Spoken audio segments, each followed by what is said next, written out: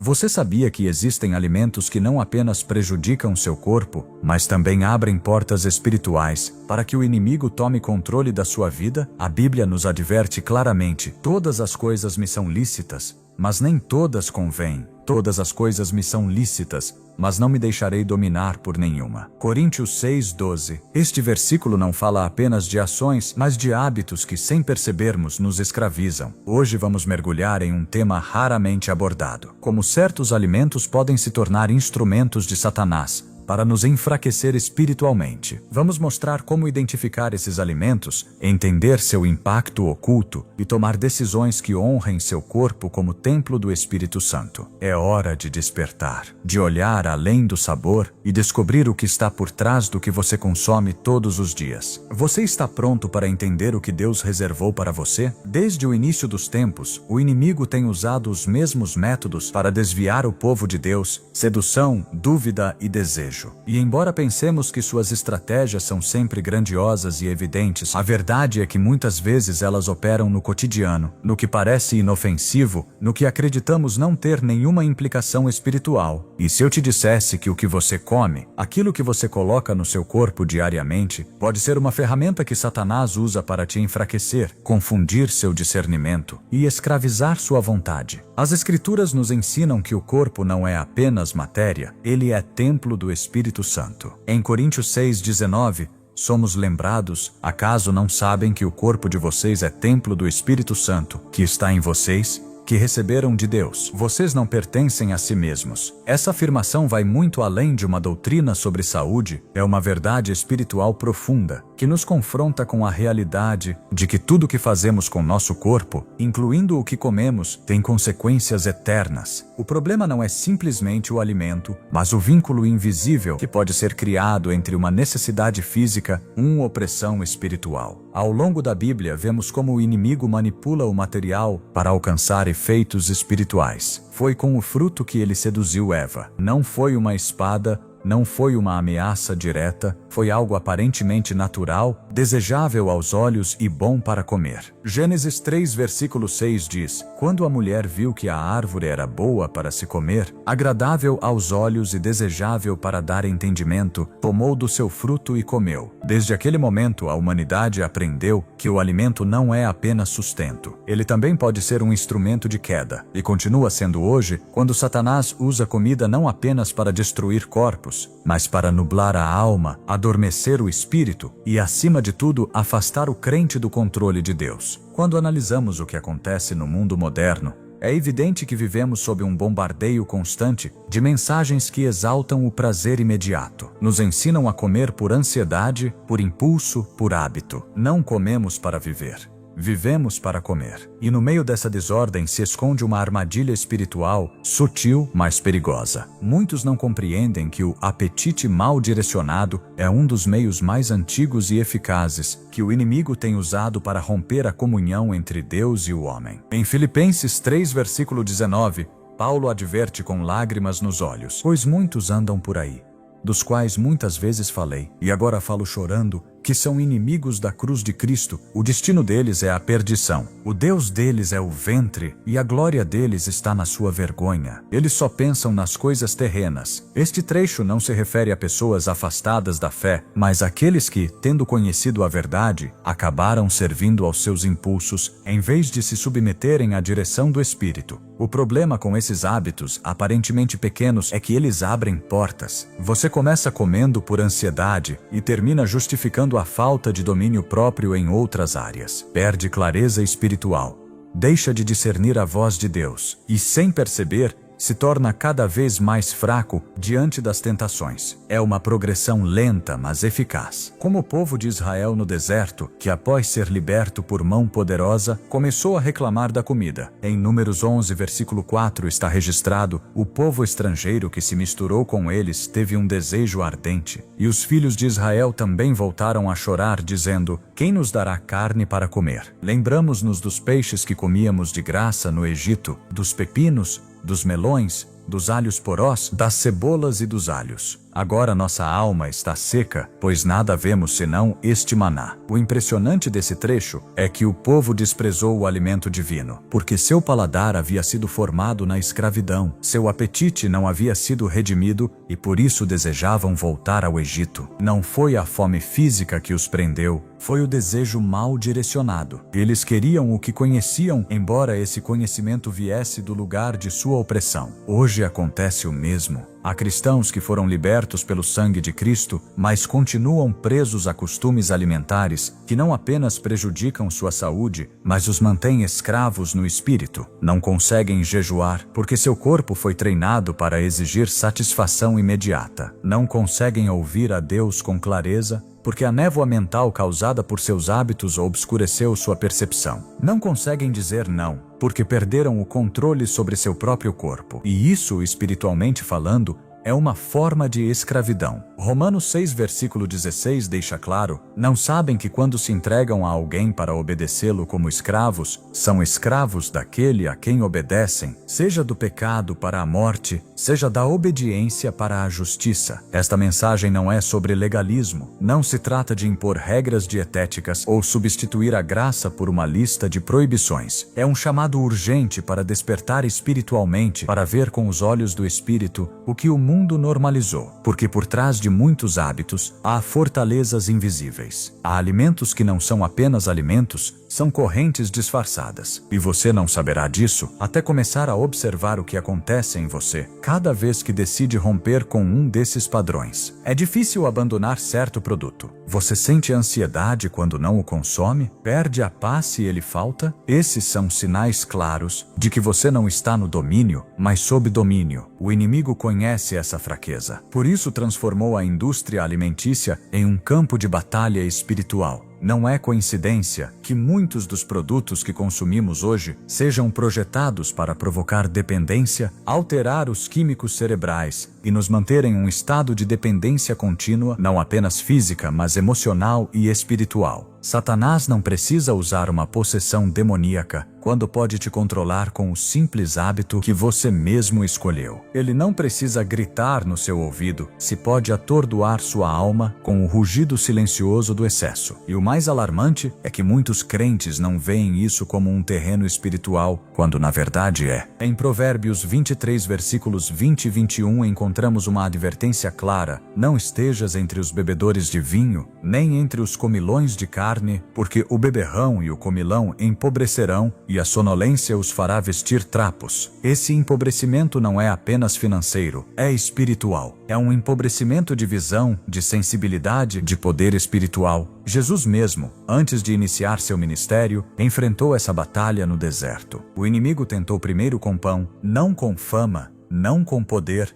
mas com alimento, porque sabia que se conseguisse fazer Jesus usar seu poder para satisfazer sua fome, teria quebrado sua dependência do Pai. Mas Jesus respondeu com palavras eternas: está escrito, nem só de pão viverá o homem, mas de toda a palavra que procede da boca de Deus. Mateus 4, versículo 4. Essa declaração não é apenas um princípio, é uma estratégia espiritual. Quando você entende que o que realmente te alimenta não é o pão, mas a palavra, começa a tomar decisões a partir de um lugar de liberdade, não de compulsão. Há momentos em que Deus te chama para jejuar, para te negar, para discernir o que você consome, não porque quer te castigar, mas porque deseja te libertar. O domínio próprio é um dos frutos do Espírito. Como todo fruto, exige cultivo, intencionalidade e perseverança. Gálatas 5, versículo 22 diz: mas o fruto do Espírito é amor, alegria, paz, paciência, benignidade, bondade, fidelidade, mansidão, domínio próprio. Contra essas coisas não há lei. Quando você pratica o domínio sobre seu corpo, algo começa a mudar dentro de você. Seu discernimento se aguça, sua sensibilidade espiritual se eleva, sua mente se clareia, suas orações se intensificam. É como se um véu se rasgasse e você começa a ver com mais nitidez o que antes passava despercebido. Essa clareza é um presente de Deus, mas vem após o sacrifício. Muitas pessoas que começam a mudar seus hábitos alimentares relatam melhorias físicas, mas também espirituais. Sentem-se mais próximas de Deus, conseguem orar com maior concentração, têm sonhos mais claros, ouvem com mais facilidade a voz do Espírito. E não é mágica, é o fruto de uma obediência concreta. Em Isaías 58, Deus fala sobre o jejum que ele escolheu. Não é apenas se abster de comida, é romper julgos, liberar cargas, deixar de fazer o que não agrada a Deus. O versículo 6 resume: não é este o jejum que escolhi, soltar as cadeias da injustiça,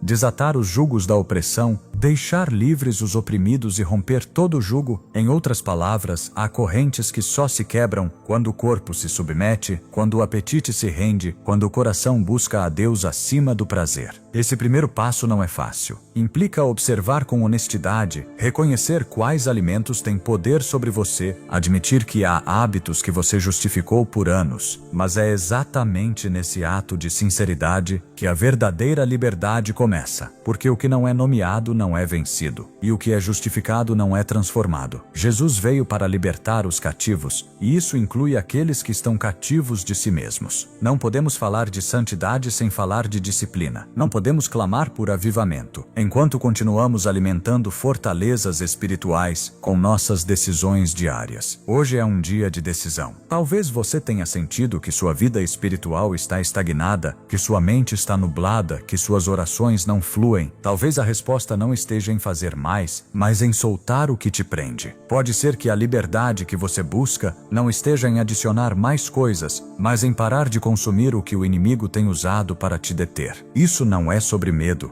é sobre revelação, porque quando você vê a verdade, pode agir em fé. Jesus disse em João 8, versículo 32, e conhecerão a verdade, assim tas na pentas a banireraí o istonômeros, e o dirustarna o darotulio tramaraniera, e men que disserão a verdade zimanenaidima, e a verdade os libertará. Essa verdade começa com o que você tem na mão, com o que decide todos os dias, com o que entra pela sua boca e acaba afetando o seu espírito. Você não está sozinho nessa luta. Deus te deu o seu espírito para te guiar. Ele te deu sua palavra para iluminar seu caminho e te deu a capacidade de decidir, de se render, de começar de novo. O que você come pode ser uma oferta ou uma corrente. Você escolhe. Mas lembre-se, quando seu corpo se alinha com a vontade de Deus, sua alma floresce e seu espírito se eleva. E é aí, nessa harmonia santa, que a verdadeira transformação começa. Você está disposto a olhar além do prato e discernir o que está por trás? Porque por trás do físico há uma guerra e hoje você é chamado a vencê-la. Nem tudo que é doce vem de Deus. Às vezes, o que parece prazeroso e seguro é, na verdade, uma armadilha cuidadosamente projetada para enfraquecer sua vontade e submeter sua mente. O açúcar,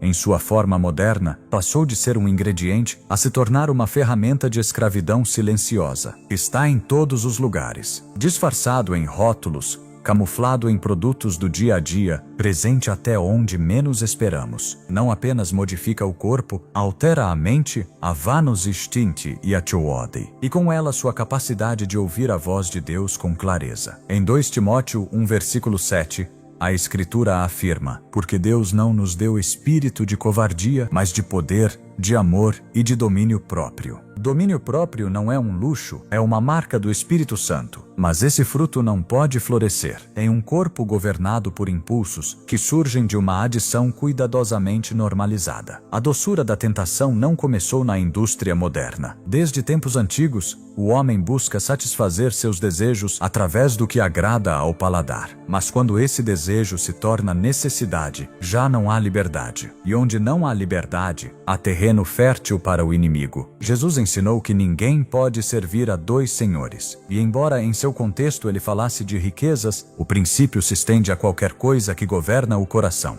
Se seu corpo clama por açúcar todos os dias e sua mente se nubla quando não o obtém, você está diante de um conflito espiritual, disfarçado de costume diário. Você não pode declarar liberdade em Cristo enquanto está preso por correntes que você mesmo alimenta com cada decisão. O açúcar age no cérebro de maneira semelhante a certas drogas. Ele libera dopamina, te faz sentir prazer momentâneo e depois exige mais. Isso não é apenas uma reação química, é uma manipulação do sistema que Deus projetou para o equilíbrio. Quando o design divino é manipulado, o resultado é desordem. E onde há desordem, a presença de Deus não se manifesta em plenitude. 1 Coríntios 14, versículo 33 nos lembra: porque Deus não é Deus de confusão, mas de paz. Uma mente confusa, ansiosa, emocionalmente alterada pelo que consome, não pode caminhar nessa paz. E sem paz perde-se a clareza para tomar decisões espirituais. O açúcar não entra apenas pela boca, ele sobe à mente e bloqueia os canais de sensibilidade que o Espírito Santo usa para falar. A gula tem sido mencionada na palavra como uma forma de idolatria. O açúcar,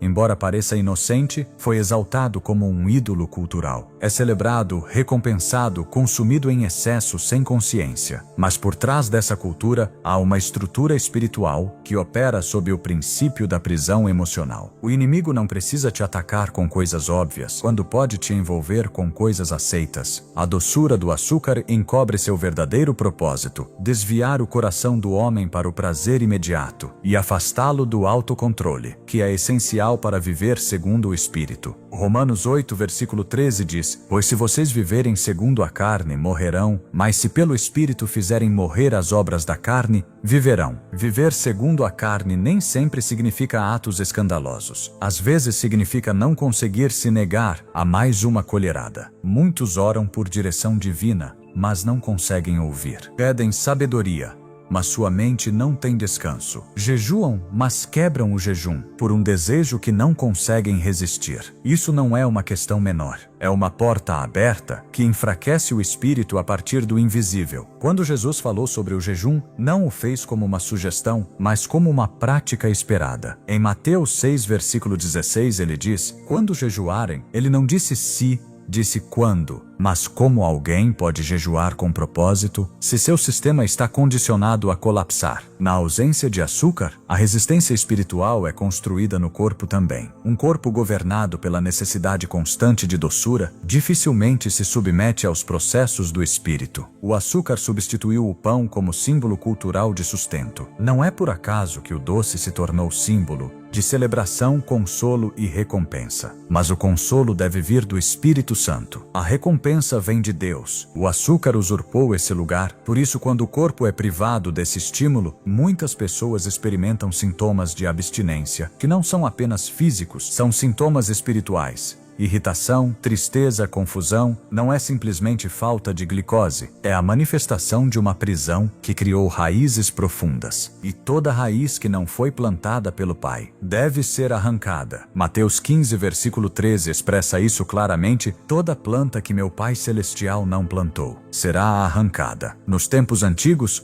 o povo de Deus era instruído sobre o que devia ou não comer, não como uma imposição arbitrária, mas como um ato de consagração. Hoje, embora não vivamos mais sob a lei mosaica, o princípio de santidade permanece válido. Deus continua chamando o seu povo a distinguir entre o que edifica e o que destrói. O corpo, como templo do Espírito, deve ser mantido em estado de alerta, de vigilância, não sob o controle de substâncias que entorpecem e embotam o julgamento. Em 1 Pedro 5, versículo 8, somos exortados: sede sóbrios e vigilantes, porque o vosso adversário, o diabo, anda em derredor como leão que ruge, procurando a quem possa devorar. A sobriedade espiritual também inclui a sobriedade física. Não se pode vigiar com eficácia se o corpo está submetido a um regime de dependência. O inimigo não age apenas no plano espiritual. Ele infiltra sistemas, hábitos, modelos culturais. A indústria do açúcar criou uma dependência global, que é reforçada por marketing emocional, manipulação informativa e acesso desenfreado. Não se trata de uma conspiração alimentar, mas de uma estratégia de distração espiritual. O que te controla te limita, e o que te limita impede. A força não sanava os alimentos de sobrevivência. Os pepinos são compostos por mais de 90 que você desenvolva seu potencial em Deus. O povo de Deus foi chamado à liberdade, mas muitos vivem em escravidão diária sem perceber. Em Gálatas 5, versículo 1 está declarado: permanecei, pois, firmes na liberdade, com que Cristo nos libertou, e não vos sujeiteis outra vez ao jugo da escravidão. Esse jugo pode assumir muitas formas. Às vezes toma a forma do que adoça seu café. Essa doçura é ilusória. produz um prazer efêmero que não preenche o vazio interior. Somente o Espírito Santo pode trazer plenitude. Somente a palavra pode dar saciedade. O açúcar cria a ilusão de satisfação, mas exige cada vez mais. E nesse ciclo a alma se cansa, o corpo se esgota, o espírito adormece. Jesus disse em João 6, versículo 35, verão: Eu sou o pão da vida. Quem vem a mim nunca terá fome. Quem crê em mim nunca terá sede. Essa promessa não é apenas teológica, é prática. Significa que nossa satisfação mais profunda não virá do que consumimos fisicamente, mas da comunhão com Cristo. Quando você substitui o eterno pelo temporal, sempre estará buscando algo mais. Mas quando a alma é alimentada corretamente, o corpo deixa de exigir o que não precisa. Não podemos pregar liberdade enquanto toleramos hábitos que nos mantêm em prisão. Não podemos falar de guerra espiritual enquanto servimos ao estômago. Não podemos dizer que Cristo reina em nossas vidas enquanto o açúcar toma decisões por nós. A luta contra esse tipo de escravidão não é com força humana, mas com armas espirituais. 2 Coríntios 10, versículos 4 e 5 confirma: Porque as armas da nossa milícia não são carnais, mas poderosas em Deus, para a destruição de fortalezas, derribando raciocínios e toda a altivez que se levanta contra o conhecimento de Deus, levando cativo todo pensamento à obediência de Cristo. Esses pensamentos incluem os impulsos, os desejos, as justificativas. Tudo deve ser levado à obediência, até mesmo o que você come. Não se trata de demonizar o ingrediente, mas de discernir quando algo tomou o lugar que pertence somente a Deus. Se você não consegue largar, não está controlando, está sendo controlado. E tudo que te controla te impede de caminhar na plenitude do Espírito. Efésios 5, versículo 18 diz: Não vos embriagueis com vinho que leva ao desregramento, mas enchei-vos do Espírito. Esse princípio de plenitude espiritual implica esvaziar-se de tudo que embota a mente, enfraquece o corpo e entorpece a alma. O açúcar embriagou gerações, substituiu a alegria do Espírito por um estímulo químico, e essa substituição não pode continuar se desejamos caminhar com poder. O corpo precisa de alimento, mas nem toda necessidade é legítima quando foi manipulada pelo inimigo. A fome do Espírito é prioritária. Mateus 5, versículo 6 diz: Bem-aventurados os que têm fome e sede de justiça, porque serão fartos. Não se trata de ter fome de doçura, mas de justiça. Não se trata de saciar a ansiedade, mas de alimentar o espírito. Quando você ordena suas prioridades, o que antes te dominava perde poder. A verdadeira doçura não está em uma substância, mas na presença de Deus. Salmo 119, versículo 103 declara: Quão doces são as tuas palavras ao meu paladar, mais que o mel que destila dos favos. Essa é a doçura que liberta. Nessa batalha não se trata de força de vontade, mas de rendição. A vontade humana pode falhar, o espírito não. Por isso, o primeiro passo não é abandonar o açúcar, é entregar a Deus o lugar que o açúcar ocupou. É reconhecer a prisão, confessar a dependência e pedir ajuda. Deus honra o coração contrito. Ele não despreza a fraqueza, ele a transforma, e nesse processo o corpo se alinha, a mente se clareia, o espírito se eleva. Provérbios 3, versículo 6 instrui: Confia no Senhor de todo o teu coração, e não te apoies no teu próprio entendimento. Reconhece-o em todos os teus caminhos.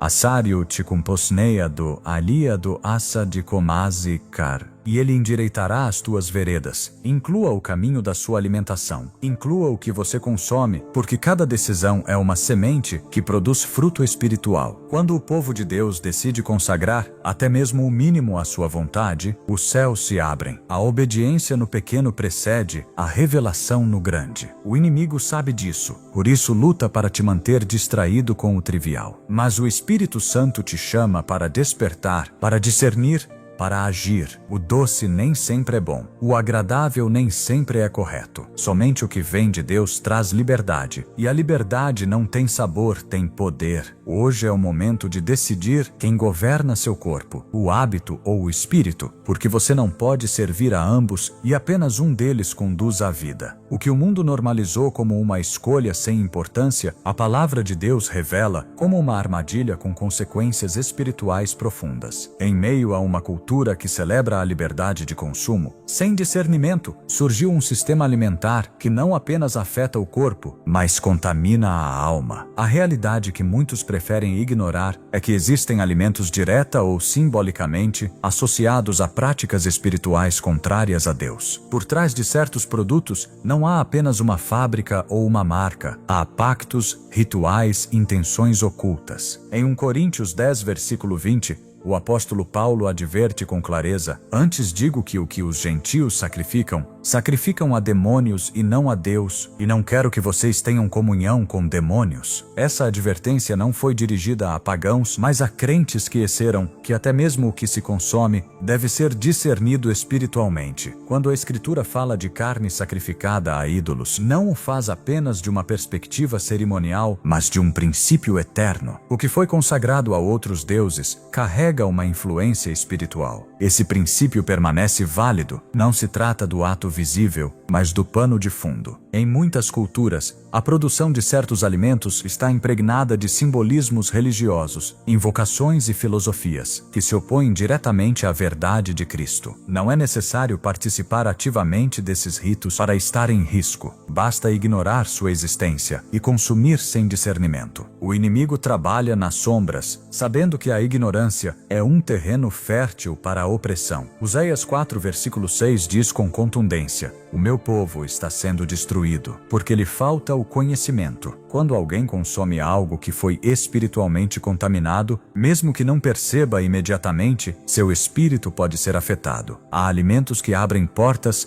porque foram oferecidos com intenções ocultas. Alguns produtos carregam símbolos, nomes ou slogans que glorificam outras entidades. Asaro machugo e 5 em passados massaro. E mesmo assim são recebidos com leviandade. O discernimento enfraqueceu, porque a fome por comodidade superou o desejo de santidade. Em 2 Coríntios 6, versículo 14, Paulo pergunta: que comunhão tem a luz com as trevas? Que harmonia entre Cristo e Belial? Que parte tem o crente com o incrédulo? E que acordo entre o templo de Deus e os ídolos? Esse chamado à separação não é fanatismo, é proteção. Deus não divide seu templo com nada impuro. Os alimentos que foram dedicados a práticas pagãs ou produzidos sob princípios espiritualmente impuros não representam apenas uma contaminação externa, são veículos de influência espiritual que podem interferir na clareza, na paz e na sensibilidade que o crente precisa para caminhar segundo o Espírito. No livro de Daniel, o jovem profeta recusou comer os manjares do rei da Babilônia, não por uma questão cultural,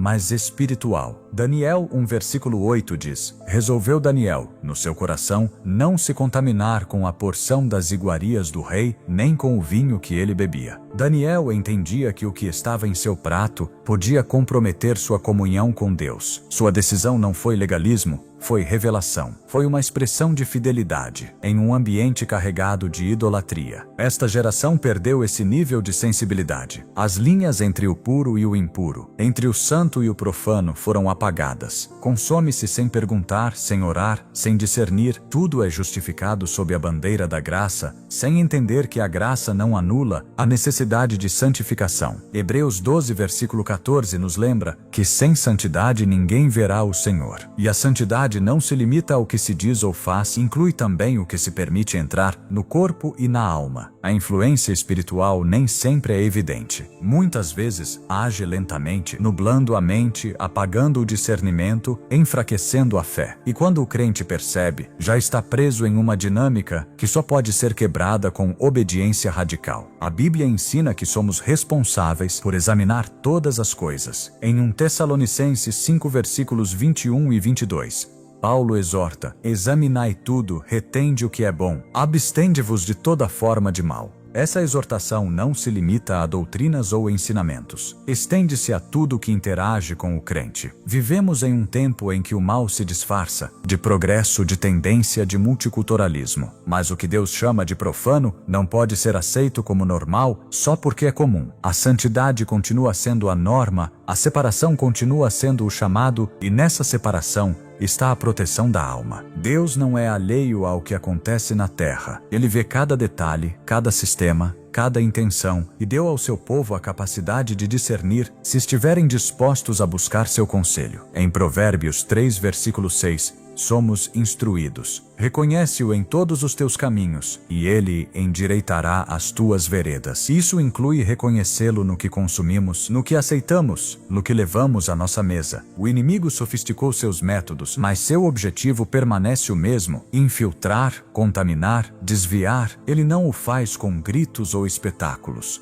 Ele o faz com sutileza. Introduz conceitos espirituais disfarçados de tradição cultural. Usa palavras suaves para esconder intenções obscuras. Aproveita-se da indiferença e do descuido, mas a palavra de Deus nos equipa para ver além do visível. Quando o apóstolo Paulo abordou esse tema com a igreja em Corinto, ele o fez com uma clareza que não deixa espaço para ambiguidades. Em 1 Coríntios 10, versículo 21, ele afirma: não podeis beber o cálice do Senhor e o cálice dos demônios. Não podeis participar da mesa do Senhor e da mesa dos demônios. Essa declaração evidencia que nem todo alimento é neutro. Há mesas espirituais que se estendem no invisível, e quando o crente participa sem discernimento, ele se une a pactos que desconhece. Não basta orar pela comida se o coração não está disposto a obedecer ao que o Espírito revela. A oração deve ser acompanhada de obediência e vigilância. Caso contrário, torna-se um ritual vazio que não protege nem transforma. O chamado não é ao medo, mas à consciência. Deus não deseja que seu povo viva em paranoia, mas em sabedoria. E a sabedoria começa com o temor de Deus. Provérbios 9, versículo 10 diz: o temor do Senhor é o princípio da sabedoria, e o conhecimento do santo é inteligência. Esse temor não paralisa, desperta, não oprime,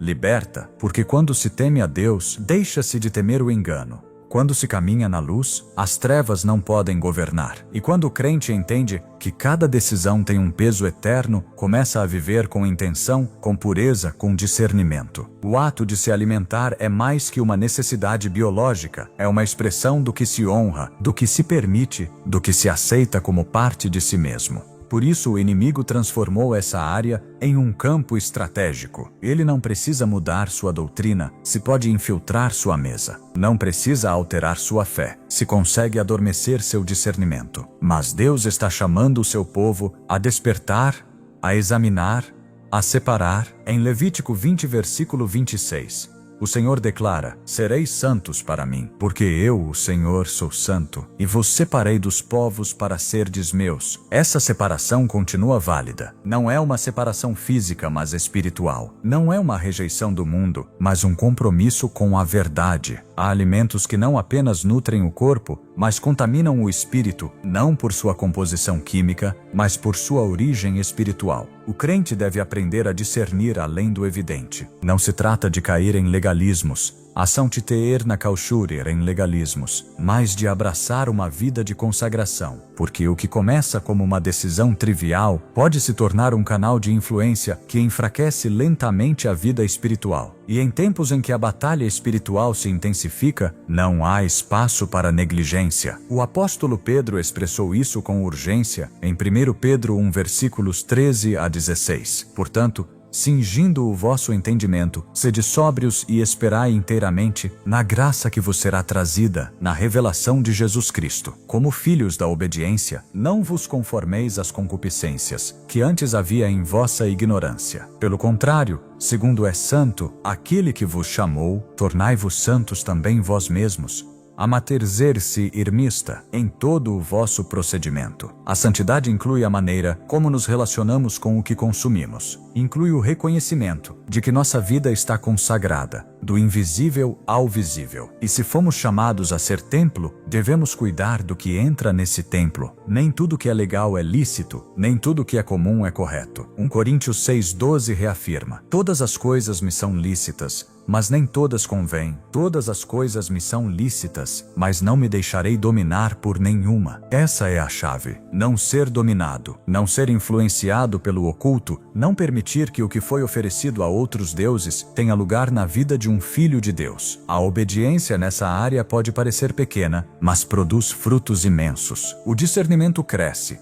a clareza se multiplica, a sensibilidade ao espírito se aguça, porque Deus honra aqueles que o honram. E quando o crente decide render, até mesmo o que come, está dizendo com sua vida: Tu governas tudo, Senhor. Nada está fora do teu senhorio. Essa rendição é a base da autoridade espiritual. Não se pode repreender o inimigo enquanto se participa de suas mesas. Não se pode caminhar em santidade enquanto se permite a contaminação disfarçada. Mas quando se escolhe a pureza, acessam-se níveis mais profundos de comunhão com Deus. O que está em jogo não é uma dieta, é a santidade, é a obediência, é a presença de Deus se manifestando com poder em cada área da vida. E essa manifestação começa quando se leva a sério o que o mundo trata com leviandade. O alimento é uma linguagem. Diz algo sobre quem governa, sobre o que se valoriza, sobre a quem se honra. E somente um é digno de receber essa honra. Seu nome é santo, seu nome é Cristo. E tudo o que se faz, até mesmo o que se come ou bebe, deve ser feito para a glória do seu nome. 1 Coríntios 10, versículo 31 afirma: Portanto, quer comais, quer bebais, ou façais qualquer outra coisa, fazei tudo para a glória de Deus. Há um pecado que raramente é pregado, que quase nunca é mencionado em conversas espirituais, mas que se infiltrou sorrateiramente na vida de muitos crentes. É discreto, mas constante. Esconde-se nos hábitos diários, no que parece inofensivo, no que todos fazem sem questionar. A gula não é apenas uma questão de quantidade, é um desordenamento da alma. É a expressão de um corpo que deixou de obedecer ao espírito. É a manifestação de um coração que aprendeu a preencher vazios com comida em vez de buscar a plenitude em Deus. Filipenses 3, versículo 19 define com clareza: o destino deles é a perdição. O Deus deles é o ventre e a glória deles está na sua vergonha. Eles só pensam nas coisas terrenas. Esse tipo de pecado foi normalizado por uma cultura que glorifica o excesso. Comemos mais do que o necessário, com mais frequência do que o necessário, por razões que não têm relação com o sustento. E nesse ciclo o espiritual se enfraquece. Não é por acaso que em muitos momentos bíblicos cruciais, a disciplina do jejum aparece como resposta ao caos interior. Porque onde o corpo governa, o espírito adormece. Onde a carne dirige, a comunhão se rompe. E quando o apetite se torna o mestre, a vontade já não responde ao Espírito Santo, mas ao desejo imediato. A gula é mais que um costume, é um sinal de que o domínio próprio foi cedido. Gálatas 5, versículo 22 aponta: o domínio próprio como um fruto do Espírito, não como uma qualidade natural. Não se trata apenas de força de vontade, mas de uma evidência tangível de que Deus está reinando dentro de você. Quando uma pessoa não consegue parar, ela não está sendo governada pelo Espírito, está sendo arrastada por um impulso que, embora disfarçado de necessidade biológica,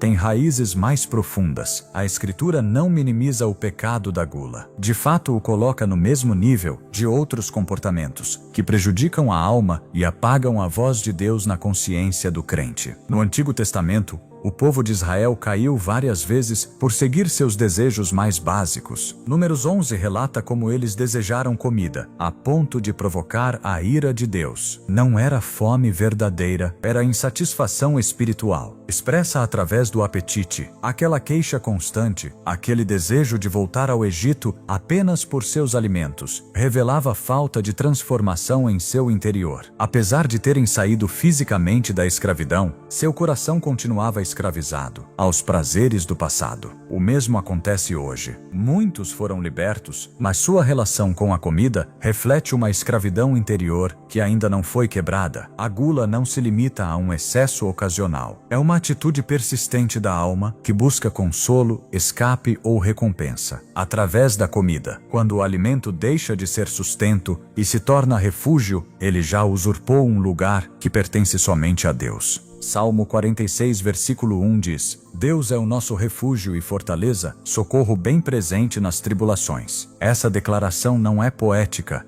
é uma direção clara. Quando em meio à ansiedade, à tristeza, ou à celebração, se recorre primeiro ao prato e não à presença, houve um deslocamento espiritual. Não se trata de condenar o ato de comer. Deus instituiu o alimento como parte de sua provisão. Em Gênesis, ele dá ao homem os frutos da terra. No deserto proveu o maná. No ministério de Jesus, o pão é multiplicado e compartilhado. Mas em todos esses exemplos, o alimento nunca ocupou o centro. Era o meio, não o fim. Era a expressão de cuidado, não o objeto de adoração. Na gula, o criado se torna ídolo, e esse ídolo exige cada vez mais. Consome sem saciar, promete alívio, mas entrega peso. A relação desordenada com a comida afeta mais que o corpo. Ela entorpece a oração, enfraquece a disciplina, inibe o desejo de buscar a Deus. A pesadez do corpo se traduz em sonolência espiritual. Jesus mesmo advertiu sobre isso. Em Lucas 21, versículo 34, ele disse: Acautelai-vos por vós mesmos, para que nunca vos suceda que o vosso coração fique sobrecarregado com a gula,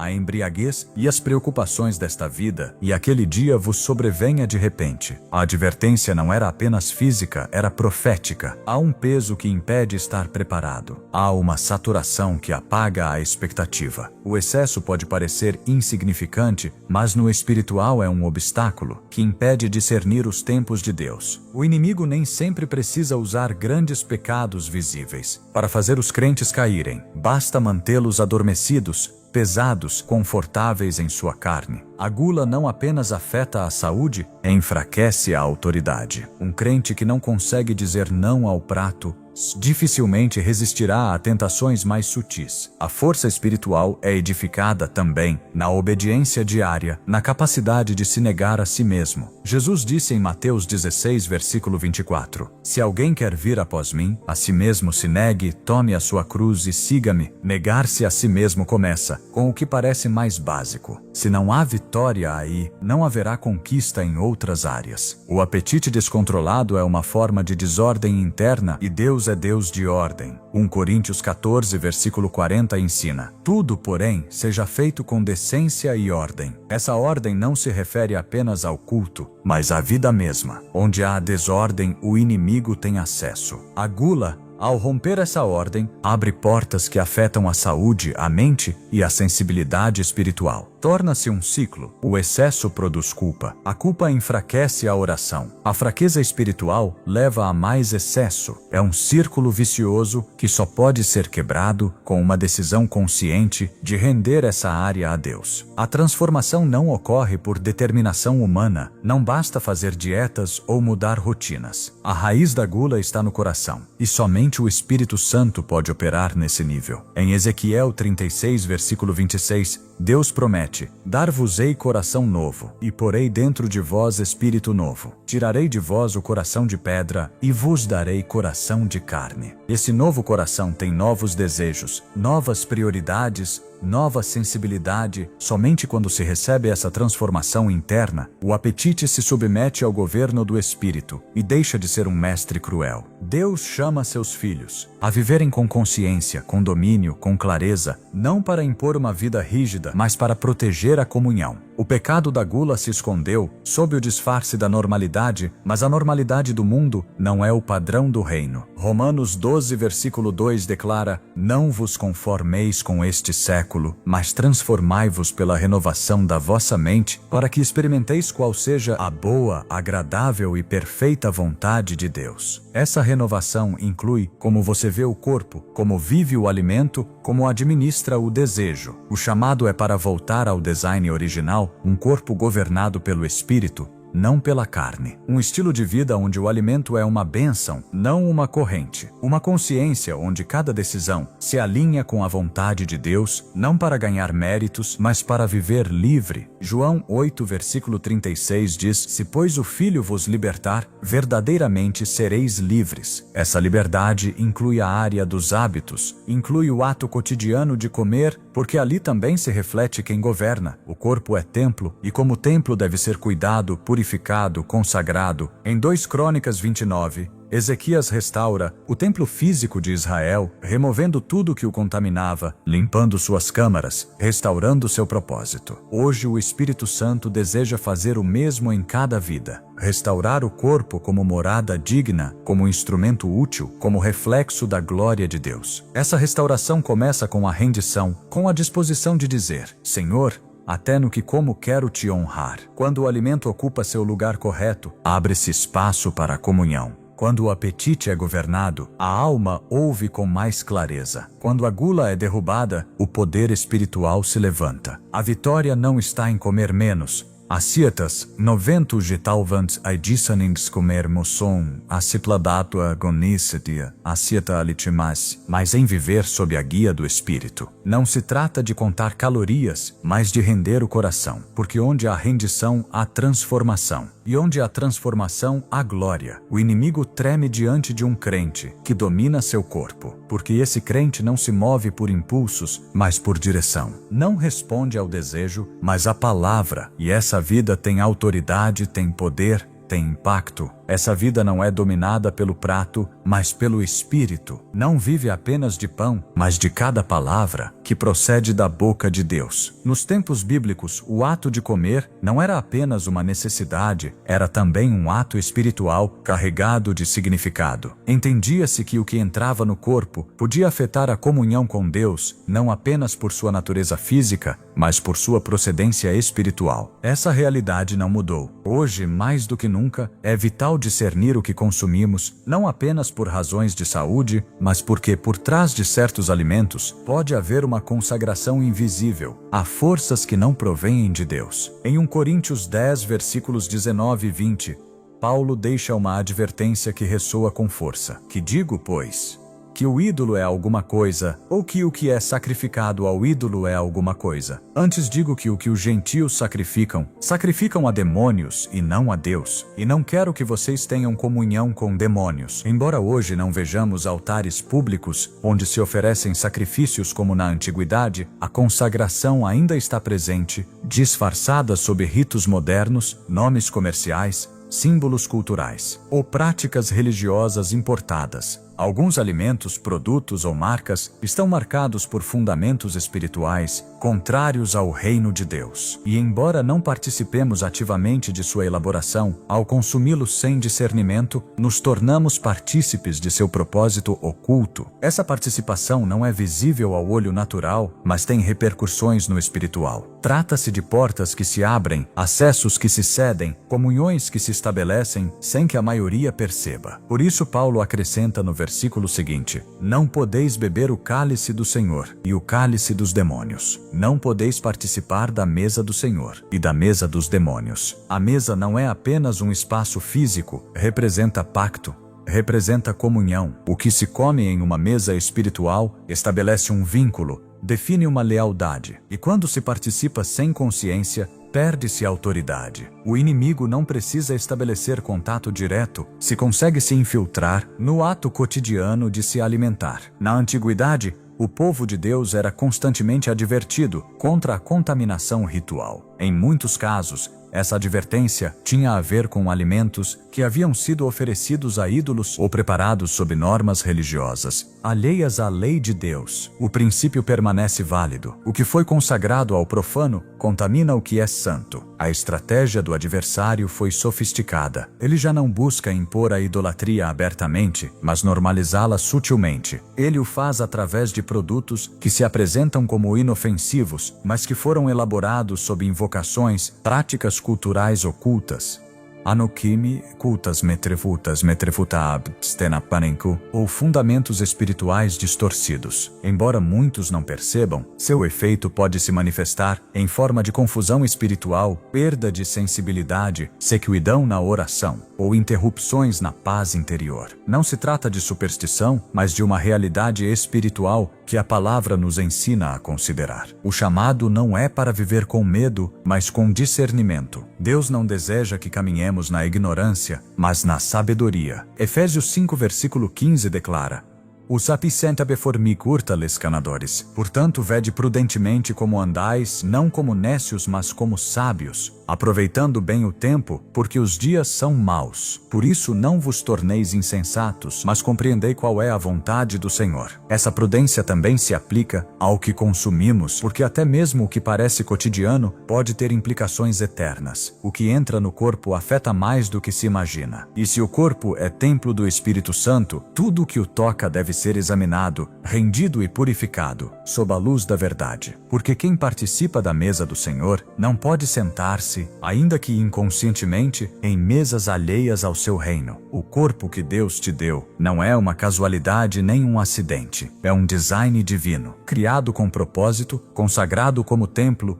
e chamado a refletir a glória do Criador em cada uma de suas funções. A maneira como ele é cuidado, alimentado e governado é parte essencial da obediência espiritual. Não se pode buscar a plenitude da vida cristã enquanto o corpo permanece preso por hábitos que contradizem a vontade de Deus. A restauração começa com a rendição. Romanos 12, versículos 1 e 2 declara com clareza: Rogo-vos, pois, irmãos, pelas misericórdias de Deus, que apresenteis o vosso corpo por sacrifício vivo, santo e agradável a Deus, que é o vosso culto racional. Apresentar o corpo não significa apenas abster-se do pecado visível, mas também submeter cada aspecto físico à autoridade do Espírito. No cotidiano, onde se decide o que entra no corpo, reflete-se o que verdadeiramente governa a alma. É ali que começa o processo de restauração. Não é simplesmente deixar de consumir certos alimentos. É reconhecer que lugar eles ocuparam, se foram instrumentos de controle, se usurparam a função de consolo, se substituíram a paz do espírito por prazer momentâneo. Eles devem ser desalojados do trono que não lhes pertence. A liberdade não se manifesta na ausência de luta, mas na presença de domínio. E esse domínio não é humano, é espiritual. Quando o crente permite que o Espírito Santo guie até mesmo suas decisões alimentares, seu corpo se torna uma extensão da obediência. Não se trata de viver sob leis humanas, mas de caminhar sob convicções celestiais. A restauração implica limpeza, mas também realinhamento. Em 2 Coríntios 7, versículo 1, somos exortados: tendo, pois, amados, tais promessas, purifiquemo-nos de toda a impureza, tanto da carne como do espírito, aperfeiçoando a nossa santidade, no temor de Deus. O chamado é para aperfeiçoar a santidade, e isso requer uma transformação completa, não parcial. O corpo, como instrumento de obediência, deve ser tratado com reverência, não com indulgência. Restaurar o templo significa tomar autoridade sobre o que antes dominava. Significa restabelecer a ordem que Deus projetou, onde o espírito governa, a mente discerne e o corpo obedece. Nessa ordem há poder. Nessa ordem há revelação. Nessa ordem experimenta-se a comunhão que foi quebrada pelo desordenamento. Não basta orar. É necessário agir com decisão. Não basta conhecer a verdade, é necessário sujeitar-se a ela. João 8, versículos 31 e 32 deixa claro: se vós permanecerdes na minha palavra, sereis verdadeiramente meus discípulos. E a sal enerta fora com Deus, e conhecereis a verdade, e a verdade vos libertará. A verdade liberta, mas somente quando é obedecida. O inimigo não teme o conhecimento teórico, ele teme a obediência prática, porque onde há obediência, há glória, onde há entrega, há respaldo. E quando um crente decide consagrar até mesmo sua alimentação, sua vida inteira se alinha com o reino. Esse ato, embora pareça pequeno, tem um eco eterno, porque é ali no oculto que se forjam as vitórias visíveis. É ali na escolha diária que se manifesta o verdadeiro senhorio de Cristo. 1 Coríntios 10, versículo 31 resume com contundência: portanto, quer comais, quer bebais, ou façais qualquer outra coisa, fazei tudo para a glória de Deus. A restauração do templo é o começo de uma vida de clareza, força e direção. Não se ganha apenas saúde, recupera-se visão. Não se quebra apenas uma corrente, recupera-se a sensibilidade espiritual. Porque quando o corpo se submete, o espírito se eleva, e quando o crente vive nessa integridade, toda a sua vida se torna uma oferta viva, santa e agradável ao Senhor. O que você ouviu não é apenas um chamado para mudar o que come, é um chamado para recuperar o governo espiritual sobre seu corpo, sua mente e seu entorno. Esta mensagem não trata apenas de alimentos, trata de autoridade. Quem tem a última palavra sobre suas decisões mais cotidianas, o que está em jogo não é sua dieta, é sua posição como filho de Deus, capacitado para viver com domínio, sobriedade e propósito. Porque cada vez que você decide conscientemente viver sob o Espírito e não sob o impulso, está exercendo a realeza que o céu te concedeu. Você não foi projetado para ser guiado pelo paladar, mas pela palavra. O inimigo compreendeu algo que muitos crentes ainda não entenderam. Uma mente saciada pela carne é uma mente que não discerne as coisas do Espírito. Por isso, ele ataca onde parece que ninguém está olhando, porque sabe que ali se constroem fortalezas. Mas hoje, com esse conhecimento, você pode romper esse ciclo. Você pode traçar uma nova linha, não apenas do que deixará de consumir, mas do que começará a declarar com suas escolhas diárias que seu corpo não será mais campo de domínio de ninguém além do Espírito de Deus. Este é o momento de levantar uma geração que não viva reagindo aos impulsos, mas caminhando com discernimento, que compreenda que a verdadeira guerra espiritual nem sempre é travada com palavras fortes, mas com decisões silenciosas, que ninguém vê, mas que o céu registra. Porque quando você escolhe honrar a Deus, até mesmo no que consome, o reino se manifesta de maneira concreta em sua vida. E essa manifestação não apenas te transforma, mas impacta sua casa, suas gerações, seu propósito. Que o que você come nunca mais seja casual. Que cada ato de disciplina seja um ato de guerra espiritual. Que cada decisão de obediência se torne uma declaração viva. O inimigo não governa aqui, porque quando você decide honrar a Deus no pequeno, ele se glorifica no grande. E é exatamente aí que começa a verdadeira vitória.